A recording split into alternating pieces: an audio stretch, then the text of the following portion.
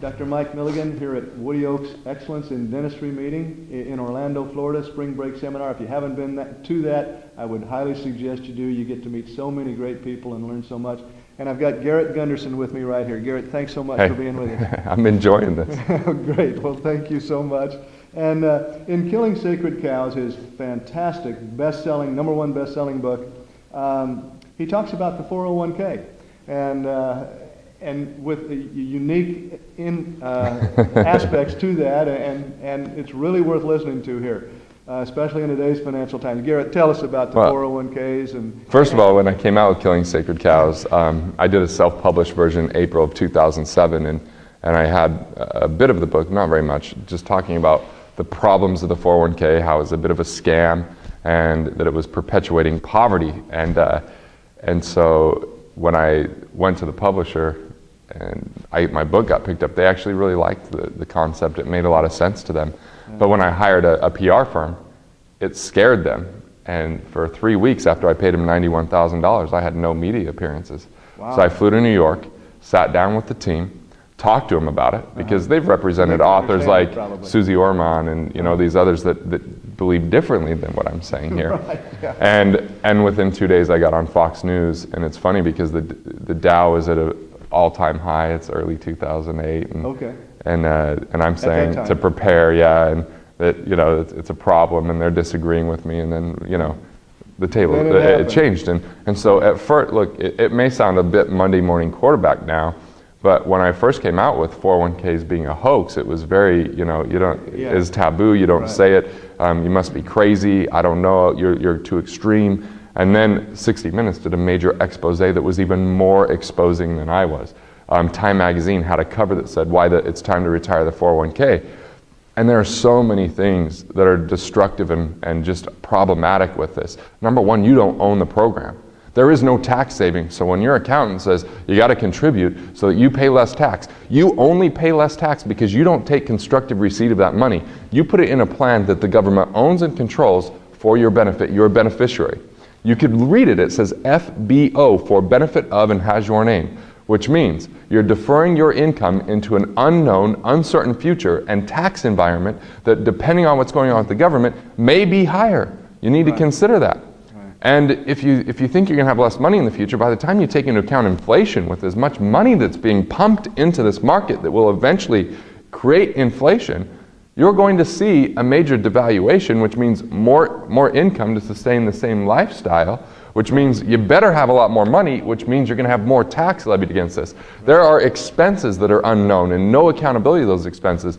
60 Minutes said there's up to 12 expenses. Admin fees, legal fees, promotion fees, marketing fees. I mean, just tons of crazy fees in these programs that are eating away at your returns. There's also, do you know where you invested? Who's got the money? Do you understand if the government changes the tax, not only the tax rules, but the distribution rules, when you can get to the money, how much you could take? They could levy sundry or success taxes that if you have too much in here, you have to pay additional taxes. If you get to it early, there's a 10% penalty. You've engaged in a partnership, which I know you would never engage in your business. A silent partner, imagine a silent partner that says, you put all the money into your practice, I'll tell you how much I get out of the practice in the future, and if you decide to get out of the practice because you don't like it, I'm going to take an extra 10% in this partnership. So it is completely in violation of any business principle. And it's all about deferral, so there's no benefit to you now. It's all about accumulation, which means that the institutions are going to convince you to leave the majority of the money with them and maybe take out some interest. You have to pay taxes in the future, which many people hate doing, so they end up not spending any of this money and leaving it on to their heirs, which have to pay tax in 1 year, which could be the highest tax rate possible. So there's 15 bullet points in my book just on 401ks. And this could be simple IRAs, SEP IRAs, Keoghs, I mean, you name it. Anything that's a qualified plan, you can go to 401khoax.com and read articles I've written on this. You could see the 15 bullet points, or you could buy the book. Either way, I just want to make sure that people understand what they're getting into and make sure they're more empowered. Now, a question I get all the time is, well, if I don't do this, then what? Well, you know what? Most people would have been better off blowing their money. They would have been better off spending their money. The only thing I think is of value is the perceived benefit of an employee that says, here's this benefit I get in a 401k, but you could just pay them more compensation.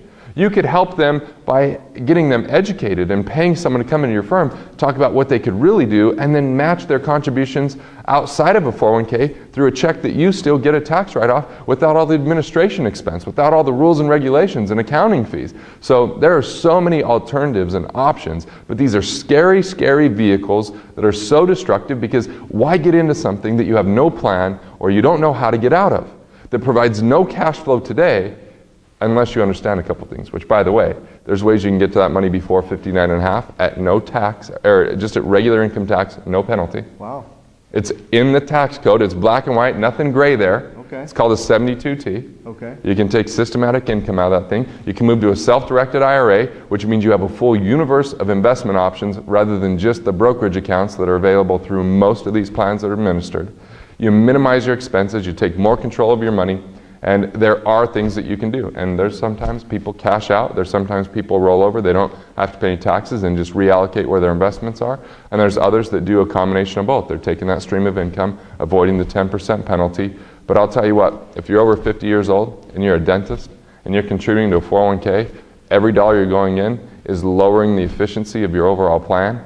And you would get 10, 20, 30, 100 times the return, building up the value of your practice, getting better employees, putting in better procedures and systems, automating things, investing in your knowledge, and then letting that practice grow and having an opportunity to sell that off at a much higher rate, because you have no chance for compounding interest on new contributions in a 401k when you're 50 years, unless you're going to wait till you're 80 years old to take that money out.